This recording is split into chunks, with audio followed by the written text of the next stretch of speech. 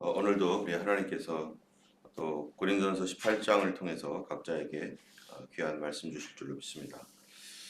고린도전서 18장은 사도행전 18장이죠. 사도행전 18장은 이제 사도 바울이 고린도 교회를 개척하는 그런 내용과 그리고 이제 다시 제 2차 전도 여행에서 이제 돌아와서 3차 전도 여행을 시작하게 되는 그러한 그 내용이 오늘 본문의 전체적인 내용입니다.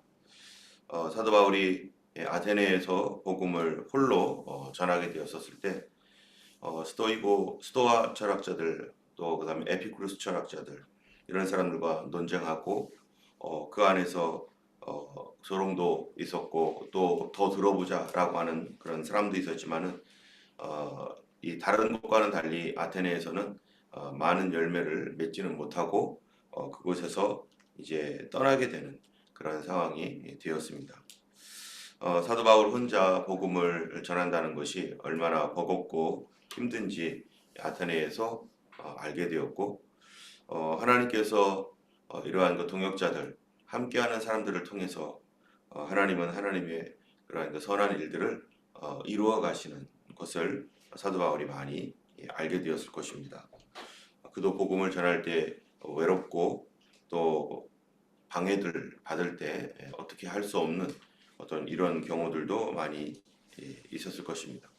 그렇기 때문에 예수님께서도 제자들을 보내실 때 둘씩 짝을 지어가지고 그들을 이스라엘 전역으로 보내어서 두 사람씩 예수 그리스도의 복음을 전하고 또 한 사람은 복음 전할 때 또 한 사람은 돌봐주고 하는 그래서 외롭지 않게 그렇게 복음을 전하게 되었죠. 이런 것을 통해서 하나님의 일에 있어서 하나님은 협력하는 것, 함께 협력하는 사람들이 얼마나 중요한지 지난번에도 한번 말씀드렸지만 어떤 분이 저한테 하는 말씀은 그분의 목회 가운데 정말 협력하는 사람이 없어서 너무 안타까웠다라고 하는 그런 말씀을 예전에 전해 들었는데 정말 함께 동역하고 협력하는 그러한 그 동지들 예수님의 그러한 그 사역자들을 같이 상을 받게 될 것이죠. 그래서 선지자 이름으로 선지자를 영접하면 하나님께서 선지의 상을 그들에게 주겠다고 하셨던 그런 말씀처럼 목회에 있어서도 목회자를 도와서 함께 영접하여 같이 사역하는 그러한 사람들은 또 그가 선교사이든지 목사님이시든지 아니면 그가 어떠한 사역자이든 간에 함께 상을 받을 하나님 나라에서 함께 상을 받을 그러한 동지로서 그렇게 하나님께 붙여주신 사람들입니다. 때문에 우리가 하나님께서 주시는 그러한 모든 사역들이 그 어떠한 드러나는 어떤 한 사람의 어떤 결과물이 아니라 그와 함께하고 있는 모든 사람들이 리더십이죠. 그와 함께하고 있는 사람들이 있기 때문에 그런 어떠한 그 일정의 하나님의 나라에서 열매를 맺고 결과를 얻는 것이지 하나님은 혼자 독불장군처럼 그렇게 막 그 한 사람을 영웅처럼 이렇게 사용하셔서 그렇게 하지 않는 것이죠. 우리가 잘 아는 대로 우리나라에도 유명한 목사님들이 많이 있습니다. 이름만 들으면은 잘 아는 그런 목사님들이 있지만 그러나 그분들이 드러나기는 그분이 드러났을 수는 있겠지만은 그분이 사역을 할 때 보이지 않는 곳에서 또 보이는 곳에서 함께 사역했던 그러한 많은 동역자들 그런 분들이 없으면 그분이 어떻게 그 사역을 감당하겠으며 또 하나님께서는 그 혼자서 그런 일들을 감당하기를 원하지도 않으셨죠. 그래서 그러한 사람들을 붙여서 이제 하나님께서 기뻐하시는 그런 사역에 기적도 나타나고 또 부흥도 있고 또 여러 그러한 그 사역들이 더 활성화되어서 전 세계로 번져나가게도 이렇게 하는 것입니다. 또 선교사들도 마찬가지입니다. 우리나라에 왔던 선교사나 또 우리나라에서 다른 곳으로 가는 선교사들도 정말로 위대한 그런 선교사들이 많아요. 대단한 일을 했던 선교사들이 많지만 그러나 그들이 홀로 한 것이 아니라 그 뒤에는 보이지 않는 곳에서 더 애쓰고 더 눈물을 흘리면서 열심으로 그것을 도왔던 그런 그것이 자기의 사명이라고 생각하고 있었던 그런 사람들 때문에 또 하나님께서 그런 사람들을 붙여주셔서 그 일을 했던 것이죠. 예전에 어떤 그 우리나라의 아주 큰 교회에 굉장히 중요한 목사님을 도왔던 어떤 분이 있었는데 그 교회의 부목사님이에요. 그런데 그 부목사님은 연세가 이제 충분히 들으셔서 담임 목사로서 사역을 해도 되는데, 그리고 그분도 이름이 어느 정도 알려져서 여기저기 가서 많은 강의도 하고 또 신학교에 가서 또 강의도 할 정도로 굉장히 유명하고 우리도 지금 제가 얘기하면 다 알아들을 수 있는, 그분 목사님들이라면은 웬만하면 아는 그 분인데, 그분이 다른 교회 가서 이제 본인이 목회를 할 수 있음에도 불구하고 나는 그렇게 하지 않겠다.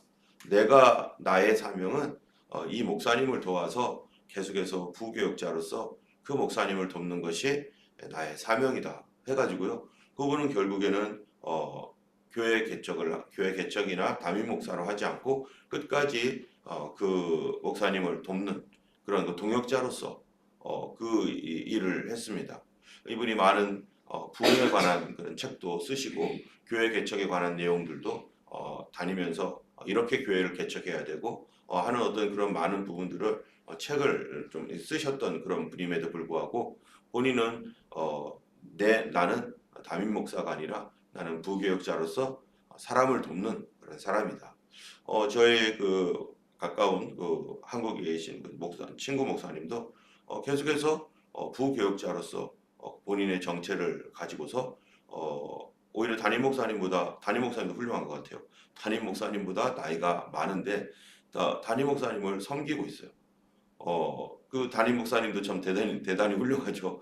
자기보다 나이 많은 부목사님이 거기 있는데 그렇게 또 담임 목사로서 또 목사님의 동역을 함께 받아가면서 하는 그러한 그 각자마다 하나님께서 부르신 부름이 있습니다. 그래서 어떤 사람은 정말 자기가 리더로서 얼굴을 나타내서 그 일들을 감당해야 될 사람들이 있는가 하면은, 어떤 사람들은 그렇지 않고 자신은 이름 없이 빚도 없이 있지만, 그러나 그 목회가 그 사람의 어떤 한 목사님의 어떤 한 사람의 목회가 아니라 그거는 예수 그리스도의 부르심에 따라서 가는 것이기 때문에, 그리스도의 목회라면은 그를 기꺼이 이렇게 돕는 그런 사람들이 이 땅에 훌륭한 그런 목사님들이 얼마나 많은지 모릅니다. 오히려 그분들이 더 존중의 여김을 받아야 되고, 우리가 알고 있는 그 이름보다 오히려 그분들이 하나님 나라에서 정말로 더 큰 상을 받게 될 것입니다. 이 사도 바울도 계속해서 우리가 보는 것처럼 바울과 실라, 그 다음에 디모데, 이런 사람들이 이 실라와 디모데와 같은 사람들이 계속해서 사도 바울을 돕고, 특별히 우리가 봤던 바나바 같은 경우도 본인이 먼저 리더로서 갔지만 사도 바울을 통해서 하나님께서 계속 일하시는 것을 보면서 본인은 첫 번째 자리에서 두 번째로 돕는 자리로 자연스럽게 내려가고 사도 바울이 그 일을 할 수 있도록 그렇게 도왔던 사람. 이러한 그 훌륭한 이 돕는 사람들로 인해서 하나님의 나라가 이루어지고 하나님의 그 선교가 더욱더 빛을 나게 되어서, 사단은 이런 것들이 얼마든지 사단은 그런 것을 통해서 이 선교 사역을 깨뜨릴 수 있고 목회를 깨뜨릴 수 있는데, 그런 더 좋은 동역자들, 정말로 성품이 그러한 그 돕는 그런 동역자들의 훌륭한 성품으로 인해서 오히려 그 사단의 계획이 무너지고 하나님의 뜻이 더 부흥할 수 있도록 더 강력하게 나타나는 그 이유가 팀으로서 함께 그 사역을 감당했기 때문입니다.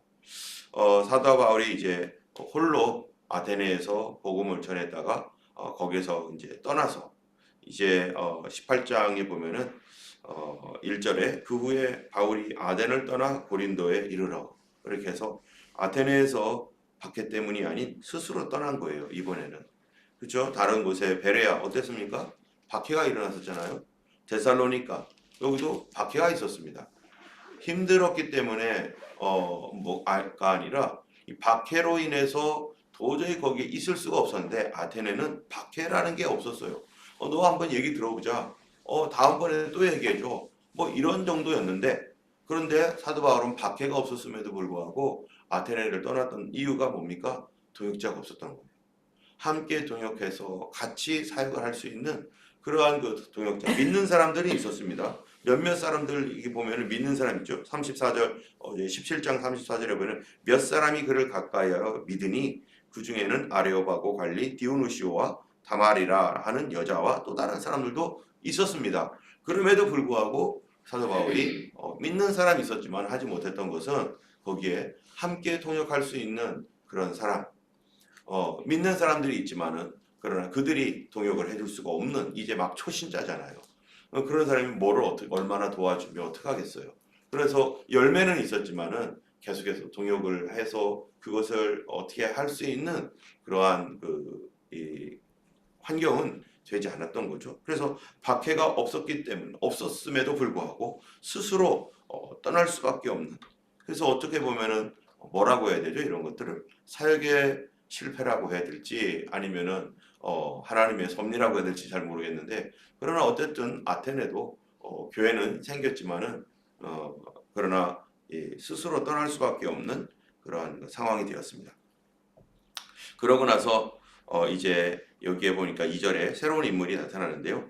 아골라라 하는 본도에서 한 유대인이 유대인 한 사람을 만나 아니 글라우디오가 모든 유대인들을 명하여 로마에서 떠나라고 한 거로 그가 그 안에 브리스길라와 함께 이탈리아로부터 새로 온지라 바울이 그들에게 가매 이렇게 하면서 여기에서 사도 바울이 여전히 고린도에서 홀로 있었는데 그런데 여기에서 브리스길라와 아굴라라고 하는 그런 부부를 만나게 됩니다. 그런데 그들은 유대인으로서 예수를 믿는 사람이었었어요. 그리고 그들은 이탈리아, 로마에서 이제 자기들의 업이 있어가지고 거기서 생계를 유지하면서 예수님을 믿고 있었던 그런 사람들이었는데 그 사람들을 바로 사도 바울이 고린도에서 만나게 되는데 어떻게 하다가 만나는가? 3절에 보니까 생업이 같으므로 함께 살며 일을 하니 그 생업은 천막을 만드는 것이더라. 이 사도 바울이 기술이 있었습니다. 그래서 천막을 만드는 기술을 가지고서 그것으로 이제 비즈니스를 하는 어떠한 이런 것들이죠. 그래서 사도 바울이 자비량 선교를 아직까지는 계속하고 있는데 그 자비량 선교를 하기 위해서 그는 할 때 그는 뭐가 이미 어떤 기술을 갖고 있었느냐 바로 천막 만드는 기술을 그가 가지고 있었습니다. 그래서 이 천막 만드는 기술을 가지고서 이제 비즈니스를 하고 그리고 그것으로 돈을 얻어서 그것으로 뭐를 하는 거예요? 이제 선교 자금에 보태어서 이렇게 하는 자비량 선교를 하게 되는 것이죠. 대표적으로 이런 자비량 선교를 했던 선교 단체의 가장 우리가 유명한 단체는 바로 이 모라비안 교도였고요. 이 모라비안 교도는 자기들이 팀을 이루어 가지고 어떠한 한 지역에 가서 복음을 전할 때 그래 자비량 선교를 하면서 특별히 공장을 만들기도 하고요. 또는 어떠한 그 사업 같은 것들 이렇게 하면서 다른 사람들을 고용해 가지고 그 고용한 사람들을 또 복음을 전하고 뭐 이런 식으로 계속해서 자비량 선교를 통해서 그렇게 하고 한국에서도 지금 선교사님들이 보면은 제가 예전에 2000년에 2001년에 베트남을 갔었는데 베트남에 가서 선교사님 명함을 받았어요. 근데 명함이 선교사가 아니죠. 그 당시에는 당연히 공산주의니까 선교사들이 활동할 수가 없을 뿐만 아니라 그분들이 선교를 할 때 사업을 하게 됩니다. 사업을 안 하면은 거기 있을 수가 없기 때문에 그래서 그 사업 명칭을 봤더니 그 베트남 무슨 개발공사 뭐 이런 거예요. 그래서 사장님이 이름으로 돼 있어요. 사장님. 그래서 그분이 거기에서 이제 한 사업체를 조그맣게 운영을 하면서 이제 거기에 고용을 하고 거기에 그 안쪽에 들어갔더니 거기에 성경 공부방이 있고 또 그렇게 사역을 합니다. 또 요번에 사모님도 방글라데시 가서 거기에서 선교사님 만났을 때도 그분도 사업 비자를 가지고서 그렇게 사업을 하는 이러한 그 평신도들 목회자라고 하는 이름으로 선교사라는 이름으로 더 이상 사역지에서 사역할 수 없는 시대가 되었습니다. 그렇기 때문에 이제 이 사도 바울도 그 자기의 자비량 선교사로서 사업가로서 그곳에서 복음을 전하는데 그런데 서로 말이 통하는 사람을 만났어요. 믿음도 같고 말도 통하고 왜냐하면 생업이 같으니까 이 브리스길라와 아굴라가 사업장에서 사업을 하다가 서로 만나서 같은 그 피업 가죽을 만드는 일이니까 서로 말이 많이 통하는 거죠. 아는 것들이 있으니까 자연스럽게 서로 가까이 하게 되었고 게다가 예수님을 믿고 심지어는 박해 때문에 이 박해로 인해서 이제 이곳까지 어쩔 수 없이 오게 된 어떤 그러한 처지. 그런데 이 사도 바울도 마찬가지였잖아요. 사도 바울은 지금 저쪽 베레아 쪽에서 박해를 받아가지고 아덴으로 왔고 아덴으로 와서 복음을 전했고 거기서 말씀을 전했는데 믿는 사람도 있지만 더 이상 거기에 있을 수 없어서 자 스스로 나오게 된.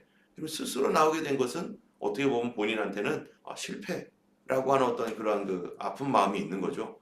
그런데 아굴라와 브리스길라도 어떠냐면은 자기가 거기서 잘 나가고 있었던 기업을 운영하면서 그렇게 사역을 하고 사업도 하고 예수님도 믿고 있었는데 갑작스러운 그 유대인에 대한 박해 때문에 그들이 어쩔 수 없이 사업장을 어떻게 하고요? 다 닫아버리고 손해를 많이 봤을 것 같아요. 내려놓고 그들에게 자녀가 있었다면 자녀들은 학교도 혹시 다녔었다면은 뭐 다녔을 수 있겠죠. 그런데 어쨌든 그 모든 친구들 또 사업장 다 내려놓고 이 외국으로 가야 되는 거죠. 외국에서 다시 시작해야 되는 이런 상황.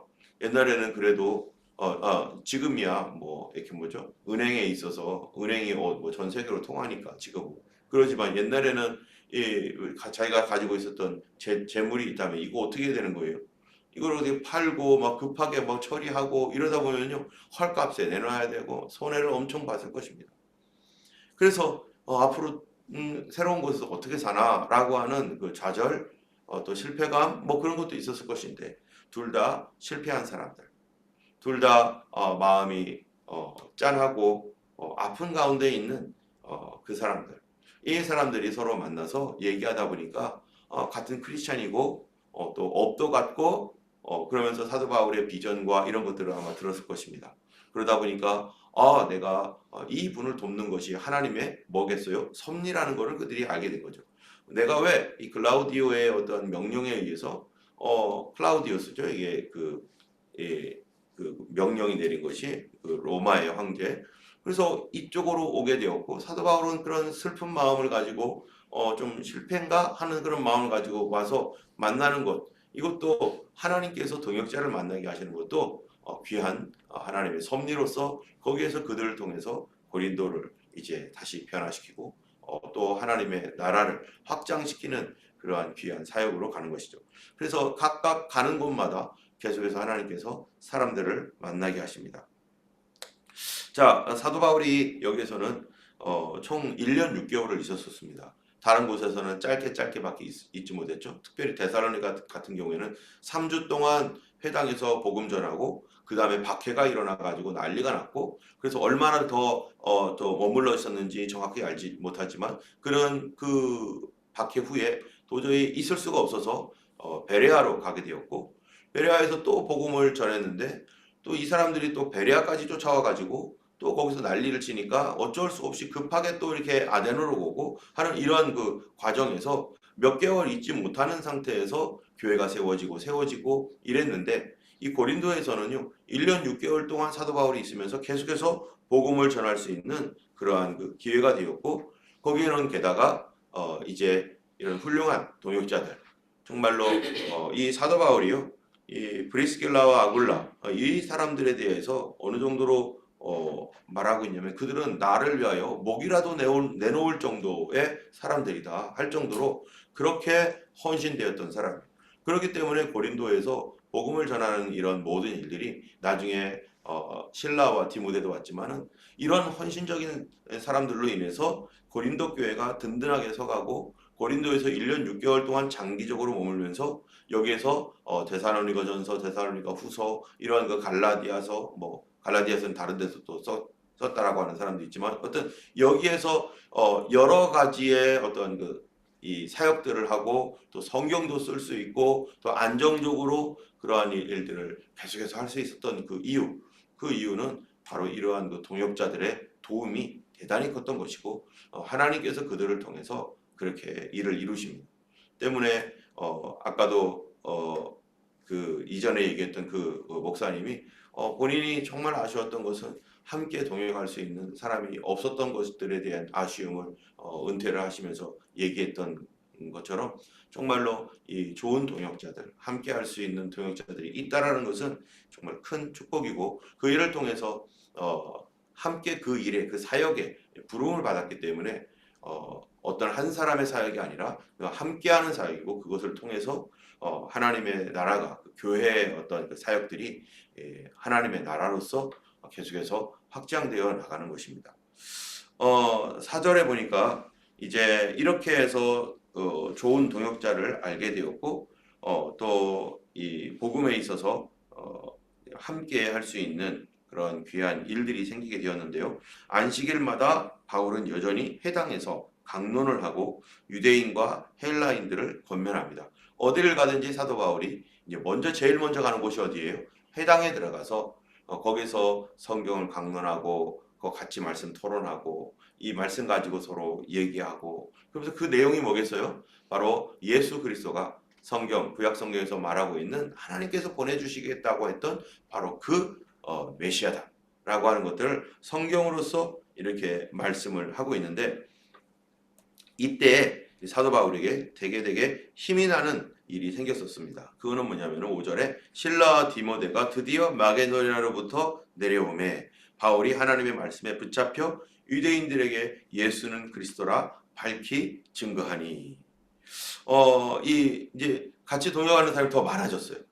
이제 누구랑 있었죠? 맨 처음 혼자 있다가 그 다음에 아골라와 브리스길라 이 두 사람이 있어서 힘이 났는데 근데 또 자기랑 지금까지 계속해서 동역했던 또 바울과 실라와 디모데가 또 와서 5명이 되었고 그러니까 더 커졌죠. 이런 팀들이 계속해서 이렇게 붙어 나니까 고린도에서는 가장 오래 다른 곳에서보다 더 가장 오래 이곳에서 사역을 할 수 있었고 집중할 수 있었고 그렇게 계속해서 할 수 있었던 것입니다.